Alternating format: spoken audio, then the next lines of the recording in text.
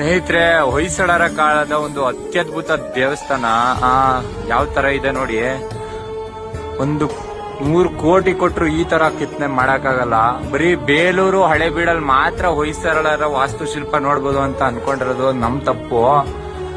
ಹಾಸನದ ಮೂಲೆಯಲ್ಲೂ ಈ ತರ ದೇವಸ್ಥಾನ ಕೆತ್ತಿದ್ದಾರೆ ಹೊಯ್ಸಳರು. ಮೇಲ್ ನೋಡ್ತಾ ಇರ್ಬೋದು ನೀವು ಹೇಗಿದೆ ಅಂತ.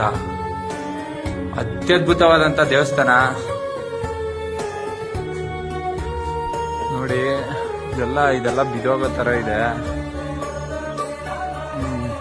ಸುತ್ತ ಇದು ಒಂದು ಹೊಯ್ಸಳರ ಕಾಲದ ಒಂದು 800 ವರ್ಷ ಇತಿಹಾಸ ಇರುವಂತ ದೇವಸ್ಥಾನ.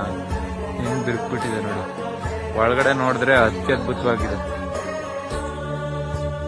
ನಮ್ಗೆ ಬೇಜಾರಾಗ್ಬೇಕು, ನಾಚಿಕೆ ಆಗ್ಬೇಕು. ಇಂತಹ ಒಂದು ಐತಿಹಾಸಿಕ ಕುರುಹುಗಳನ್ನ ನಾವು ಉಳಿಸ್ಕೊಂಡಿಲ್ಲ ಅಂತಂದ್ರೆ ಬದುಕಿದ್ದು ಪ್ರಯೋಜನ ಇಲ್ಲ.